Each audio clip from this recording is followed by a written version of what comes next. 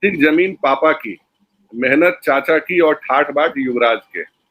Party पापा की, संगठन चाचा का और जमींदारी बनारस के कथित पंडा की। संघर्ष पापा का, सड़क पर लाठियां चाचा और कार्यकर्ताओं को, और 10 सर्कुलर रोड में बैठे भोग रहे भाई बहन और कथित अभिभावक युवराज के। नमस्कार, आप देख रहे हैं ब्रेकिंग बिहार। अभी हमारे साथ हैं राष्ट्रीय लोक जनशक्ति पार्टी के राष्ट्रीय सचिव मयंक मौली। चिराग पासवान इन दिनों पटना आ गए हैं और कहा जाता है कि चिराग पासवान जब पटना आते हैं तो राजनीतिक पारा चढ़ जाता है। मयंक जी, आपने देखा कल भी चिराग पासवान बलिया गए थे जी, उत्तर प्रदेश के बलिया गए थे। जिस प्रकार से उनकी सभाओं में भीड़, यहाँ तो आप लोग कहते थे कि भारे की भीड़ है, बुलाए गए लोग हैं, लेकिन बलिया में भी क्या बुलाए गए लोग थे? तो देखिए, मेरा जवाब आप ही ने दे दिया, मुझे कुछ कहने की जरूरत है। बलिया से चिराग पासवान जी और उनके परिवार का क्या संबंध है, उस पर मैं ज्यादा नहीं कहना चाहूंगा।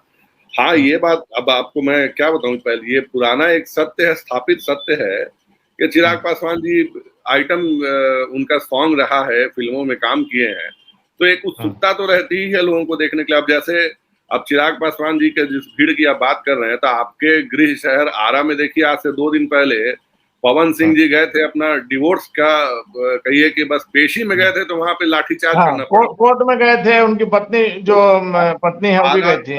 बलिया भोजपुर बेल्ट जो है, उसमें एक अजीब सा आकर्षण है, कहिए कि जो सिनेमाई लोगों के लिए, तो वो ठीक है, पब्लिक वही देखने के लिए गई होगी, हमें उससे क्या है भैया, भीड़ आए ना आए, अब जो भी हो, बस हम तो यही कहना चाहेंगे भैया कि ठीक है, भीड़ आए, क्या पता काश वो भीड़ जो है उनके लिए वोटों में भी तब्दील हो, जहां वो हर बार फिसड्डी साबित होते हैं और होते लगातार चले आए हैं जब से कि एनडीए के साथ छूटा था। आगे ईश्वर ही मालिक है उनका। लेकिन अब तो एनडीए के वो भी एक जो है आपके पात्र हैं। वैसे में जब एनडीए के घरा वो भी हैं, तब भी आप लोगों में जो कड़वाहट है, जो एक दूसरे के प्रति जो इस प्रकार की जो बात है, लगातार जब भी मौका मिलता है तो आपकी पार्टी हो या उनकी पार्टी हो, आप लोग बोलने से बाज नहीं आते हैं। तो कम से कम अब जब एक घटक दल हो गए हैं, तब तो कम से कम शब्दों का बाण कुछ कम कीजिए।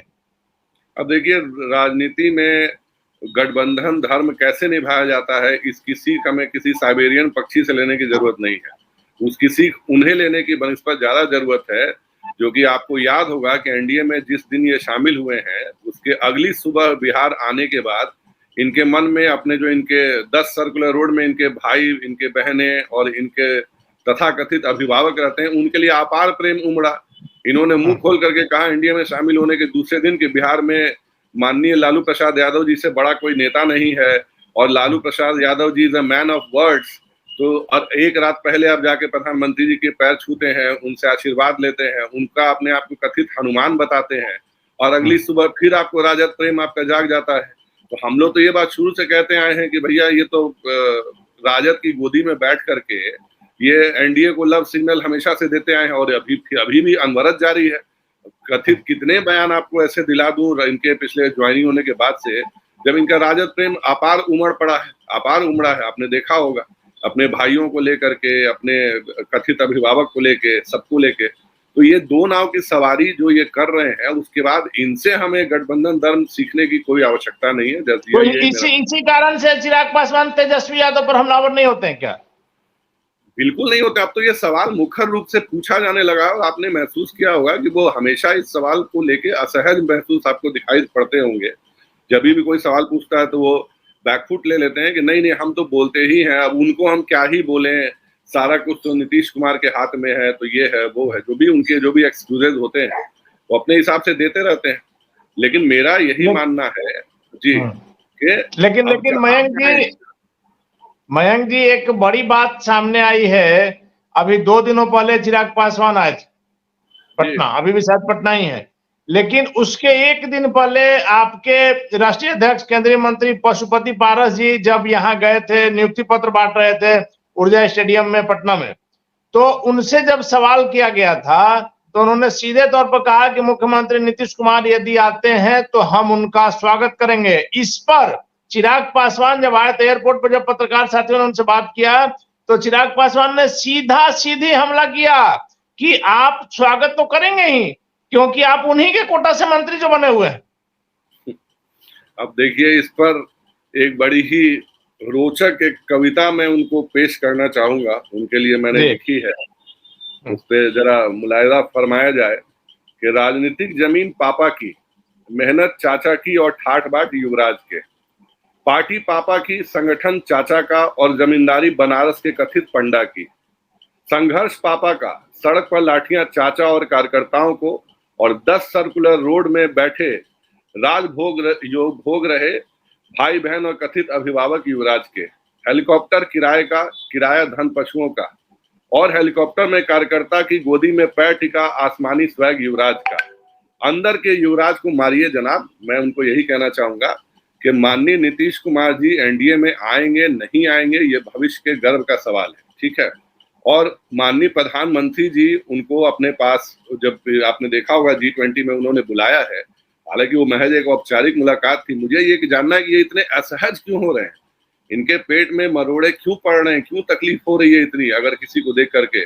सिंपल सी बात है, हम लोग हमेशा, हमारे नेता ने कभी ये नहीं कहा कि किसी का स्वागत है या नहीं। हमारे नेता आदरणीय पशुपति कुमार पारस जी ने ये कहा कि वक्त व्यक्ति बलवान नहीं होता है, समय बलवान होता है, और समय का इंतजार कीजिए।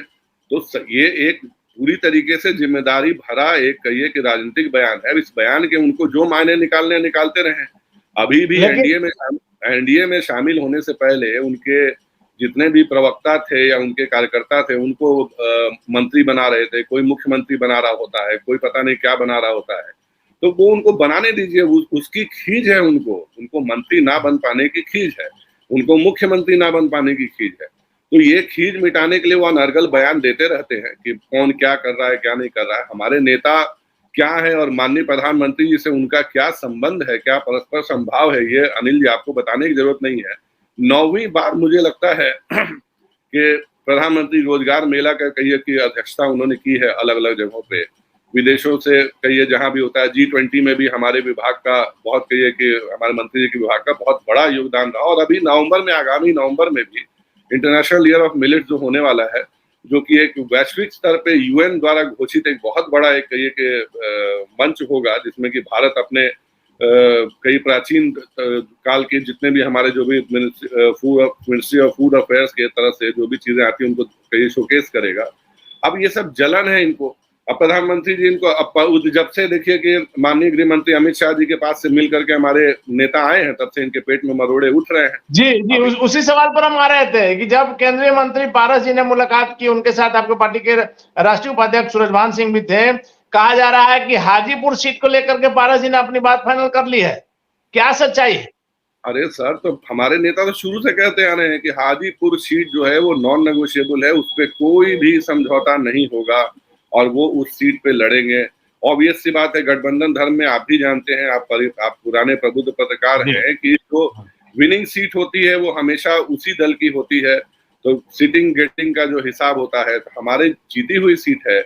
ऑब्वियस सी बात है, कोई कारण नहीं बनता है कि हम किसी और के लिए या किसी के भी कहने पे या किसी के बाह्य दबाव में आकर के अपनी सीट का कहिए कि छोड़ने का कुछ भी ऐसा विकल्प करें। और किसके लिए छोड़ेंगे? जो व्यक्ति एक क्या कहा जाए, मैंने उन्होंने एक छद्म रूप अपना करके अपने आप को कथित मोदी का हनुमान बताया। आपको मैं 2020 में अगर ले चलूं, जब हमारे संस्थापक आदरणीय श्री रामविलास पासवान जी का देहांत हुआ था, हालांकि उनके देहांत के ठीक दूसरे दिन इनकी जो कथित तस्वीरें वायरल हुई वो बड़ी अशोभनीय थी, जिनको कि कहीं से भी एक राजनीतिक और पर्सनल ग्राउंड पे भी अच्छा नहीं कहा जा सकता है। आप 20 में आप याद कीजिए ना कि पूरे चुनाव में जब इन्होंने देखा होगा, भारतीय गठबंधन की बात करते हैं ना, भारतीय जनता पार्टी के खिलाफ इन्होंने उम्मीदवार उतारे लगभग 6 से 7 सीटों पे। 2 प्रमुख सीटें जहां अपने 10 सर्कुलर रोड के भाइयों को बचाने के लिए, एक राघोपुर और एक हसनपुर, इन्होंने अपने पार्टी के कैंडिडेट का चुनाव प्रचार तक नहीं किया। अपने पार्टी के कैंडिडेट इन्होंने उतारे, भाजपा का वोट काटा और अपने उम्मीदवार उन बेचारों को इन्होंने बीच मझधार में छोड़ दिया ताकि वो अपनी जो भी राजनीतिक परिणति को प्राप्त करे, जो भी हो जाए। क्यों? क्योंकि इनको तेजस्वी यादव और अपने छोटे भाई तेज प्रताप यादव की राजनीतिक जीत सुनिश्चित करनी थी। आप मुझे बताइए क्या कारण है कि 2020 के इनके हेलीकॉप्टर के चुनाव का बिल जो है, आज के वर्तमान के कहिए कांग्रेस के प्रदेश अध्यक्ष जी आदरणीय श्री अखिलेश सिंह जी जो है, और अभी उस समय जो राज्यसभा के सांसद थे, उन्होंने क्यों भरा इनका बिल? अगर ये अपने से लड़ रहे थे तो ये कांग्रेस इनका बिल क्यों भर रही थी उस समय? ऑब्वियस सी बात है, क्योंकि ये मोदी जी का हनुमान का चेहरा लगा करके पीछे से ये अपने कहिए कि भाइयों को बचा रहे थे, भाइयों के लिए काम कर रहे थे। और आप देखें भी अगर तो नीतीश कुमार जी कमजोर हुए या ना हुए वो बात की बात है, वो एक कहिए उनके लिए अपने लिए आत्मावलोकन का विषय है, मगर इन्होंने राजद को तो स्थापित करने में कोई कमी नहीं छोड़ी।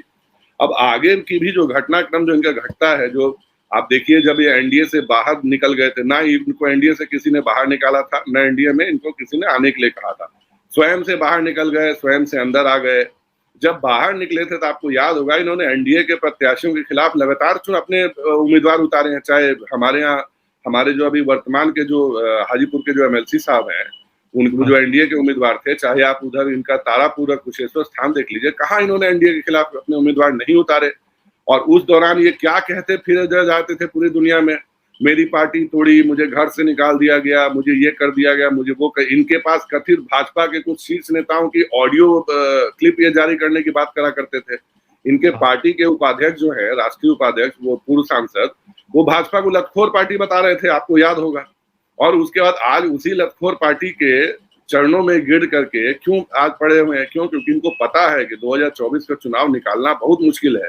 तो अपनी ये अनर्गल बयानबाजी से मुझे लगता है इन्हें बाज आना चाहिए। जो जैसा मैंने कहा कि इन्हें अपने अंदर के कथित युवराज को मारने की जरूरत है और जन नेता बनने की ज्यादा आवश्यकता है। लेकिन आपने तो बहुत बड़ा आरोप लगा दिया कि तेजस्वी यादव और तेज प्रताप को जिताने के लिए चिराग पासवान ने अपना कैंडिडेट नहीं दिया और उनसे इनका मधुर संबंध है, भले मुख्यमंत्री नीतीश कुमार से एक और एग्जाम्पल आपको मैं दे देता हूँ। इनके अपने भाई हैं कृष्णराज जी, माननीय सांसद प्रिंस राज जी के बड़े भाई, उनका भी चुनाव था समस्तीपुर से। अब कहना नहीं चाहिए बात को, लेकिन बातें अगर खुली रही हैं तो फिर चलिए मैं बता ही देता हूँ।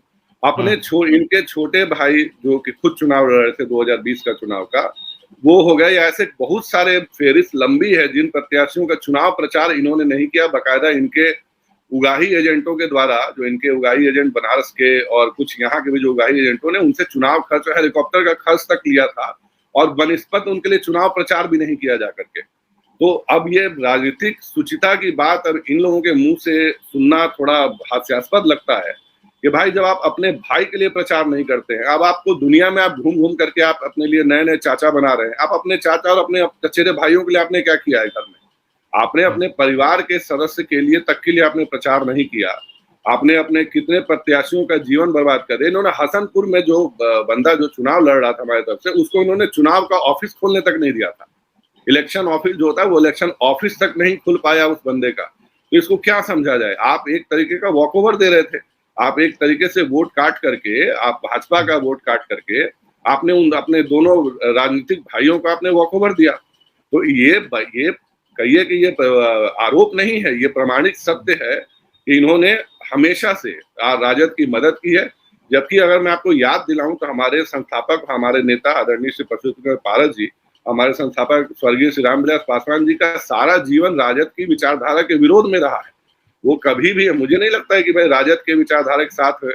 आपको याद होगा सड़कों पे जब राजद का विरोध करने में हमारे दोनों ही नेताओं को राजद के शासनकाल में लाठीचार्ज का सामना करना पड़ा था, जिसमें हमारे नेता माननीय पशुपति कुमार पारस जी घायल भी हुए थे। अब उन सारी विचारधारा को, वो सारा जो संघर्षों को, उन सड़क के संघर्षों को कोई उठा के एक रात में जा करके 10 सर्कुलर रोड में चरणों में गिरा दे, जस्ट बिकॉज कि उसको पॉलिटिकल बार्गेनिंग करनी है भारतीय जनता पार्टी के साथ कि अगर मुझे दो नहीं तो मैं चला। तो ये जो राजनीति का डबल गेम है, ये जो ब्लैकमेलिंग पॉलिटिक्स है, ये ज्यादा दिन तक चल नहीं पाएगा। लेकिन मयंक जी, एक बात समझ नहीं आ रही है कि जहां मुख्यमंत्री नीतीश कुमार के एनडीए में वापस आने की बातें आ रही है, हालांकि लगातार हर मोर्चे पर जदयू के राष्ट्रीय अध्यक्ष लेकर के मुख्यमंत्री नीतीश कुमार ने इन बातों का खंडन किया है। उन्होंने सीधे तौर पर कहा कि बीजेपी द्वारा फैलाया जा रहा है, कुछ मीडिया जो उनके द्वारा संचालित है उनके द्वारा फैलाया जा रहा है। लेकिन सवाल उठते हैं, चूंकि बिना आग का धुआं नहीं उठता है, तो इसमें बात जो आ रही है कि अगर मुख्यमंत्री नीतीश कुमार एनडीए में आते हैं तो आप लोगों को कोई टेंशन नहीं है, आप स्वागत करने के लिए भी तैयार हैं। चिराग पासवान के बारे में आप क्यों कह रहे हैं कि उनके चेहरे पर हवाइयां उड़ने लग रही है जब मुख्यमंत्री के आने की बात हो रही है? तो आप उनके मुंह पे देखिए ना, हमने हमारे किसी भी नेता ने कोई बयान दिया? हमारे नेता ने सिर्फ इतना कहा कि व्यक्ति बलवान नहीं होता है, समय बलवान होता है। अब जो भी परिस्थितियां रही हो, माननीय नीतीश कुमार जी किन परिस्थितिवश उधर गए या किन परिस्थितिवश इधर आएंगे, इसका हम तो, मेरा तो कोई, हमारा या हमारी पार्टी का तो कोई इससे लेना देना है नहीं। जैसे चिराग पासवान जी भी कब उधर गए थे और कब इधर वापस आए हैं, हमने तो उनका भी विरोध नहीं किया। हमने, हाँ ठीक है, हमने उनका स्वागत नहीं किया एनडीए में शामिल होने का, मगर हमने विरोध तो किया नहीं। और जब आए तो हमारे नेता के जब उन्होंने पैर छुए तो राजनीतिक शिष्टाचार और पारिवारिक पृष्ठभूमि होने के नाते और गार्जियन होने के नाते हमारे नेता ने उनको आशीर्वाद भी दिया। तो इसमें अब इनका क्या है भैया, आप किराए के चाचा के लिए, आप अपने राजनीतिक चाचाओं के लिए, आप अपने चाचा से दिन रात आपने कटुता पाल रखी है, जबकि वो आपको कहीं भी कभी भी आपने देखा होगा, आप तो ऑन एयर ऑफ एयर भी आपने कितनी बार बातें की होंगी, आपने कभी सुना है हमारे नेता ने इनके बारे में एक शब्द भी कहा हो, कभी कुछ कहते हो? नहीं कहते हैं। उनको उन्होंने कहा है ठीक है, वो अपनी राह चल पड़ा है, हम अपनी राह चल पड़े हैं, सीधी सी बात है। बेटा है, भतीजा है, इससे तो कोई इनकार किया नहीं जा सकता है। मगर इतनी कड़वाहट आखिर क्यों है? अब तो एनडीए में शामिल हो गए, अब इनके प्रवक्ताओं को या इनके नेताओं को या खुद इन्हीं को अभी भी कड़वाहट क्यों मची हुई है? तो जो आप कह रहे हैं ना, गठबंधन धर्म निभाने की जो कहिए कि एक कवायद होती है, तो वो कवायद किनको सीखना चाहिए ना भाई? आप अपने गठबंधन के सहयोगी दल पे अगर आप ऐसे ही ओछे आरोप लगाइएगा तो आप भी अछूते नहीं है, आपका दामन भी कहिए बहुत पाक साफ नहीं है, दागदार दामनों की फहरिस्त है आपके पास। तो हम भी पीछे नहीं हटेंगे सर, आपको आईना दिखाने से और आपकी कारस्तानियों को दुनिया को बताने से। जी मयंक मौली जी, आखिरी सवाल मेरा है कि आपने क्लियर कर दिया, लगातार चिराग पासवान की तरफ से दावा किया जा रहा था कि इस बार हाजीपुर सीट, चूंकि उनके पिता की कर्म भूमि रही है, वैसे में चिराग पासवान ही वहां से लड़ेंगे। कई वीडियो क्लिप भी उन्होंने जारी किया था, आपको याद होगा कुछ महीने पहले, जिसमें कि आशा की थी कि चिराग पासवान हाजीपुर से लड़े, हालांकि पिछली बार उन्होंने जमुई से लड़ा था। वैसी स्थिति में जब आप कह रहे हैं कि आपके राष्ट्रीय अध्यक्ष केंद्रीय मंत्री पारस जी ने अमित शाह से, देश के गृह मंत्री अमित शाह से मिल करके बातें पक्की कर ली है, निश्चित तौर पर हाजीपुर से चिराग पासवान का दावा बेकार जाएगा, वहां से केंद्रीय मंत्री पारस जी चुनाव लड़ेंगे, ये बात तय है? 100% आपने बिल्कुल सही कहा कि हमारे नेता आदरणीय श्री पशुपति कुमार पारस जी हाजीपुर लोकसभा सीट से चुनाव लड़ेंगे, जीतेंगे और पिछले वाले मतों का जो अंतर था उससे भी ज्यादा भारी मतों से चुनाव जीतेंगे। इसमें ना कोई संशय है, ना कोई दो राय है और ना ही हमें किसी भी प्रकार का कोई कंफ्यूजन है। जी धन्यवाद मयंक जी। तो निश्चित तौर पर चिराग पासवान जो लगातार इन दिनों दावा कर रहे थे, उनकी पार्टी के लोग दावा कर रहे थे कि हाजीपुर सीट किसी भी स्थिति में लेंगे, वैसे में मयंक मौली, राष्ट्रीय लोक जनशक्ति पार्टी के राष्ट्रीय सचिव मयंक मौली का सीधा दावा है, पिछले दिनों देश के गृह मंत्री अमित शाह से केंद्रीय मंत्री पशुपति कुमार पारस की मुलाकात हुई है और हाजीपुर सीट को लेकर के बात पक्की हो गई है, कहीं से कोई कंफ्यूजन नहीं है। केंद्रीय मंत्री पारस जी ही हाजीपुर से चुनाव लड़ेंगे। एनडीए की तरफ से अगर कोई दावेदार होगा, कोई उम्मीदवार होगा, तो केंद्रीय मंत्री पारस की जीती हुई सीट है और यह सीट लगातार पारस जी कहते हैं कि किसी स्थिति में नहीं छोड़ेंगे, किसी के दबाव में नहीं छोड़ेंगे। वैसे में देश के गृह मंत्री ने भी उन्हें आश्वस्त कर दिया, जैसा कि मयंक मौली जी ने बताया है। मयंक मौली के दाव में क्या सजा, ये वक्त बताएगा। फिलहाल आप बने रहे ब्रेकिंग व्याग के साथ।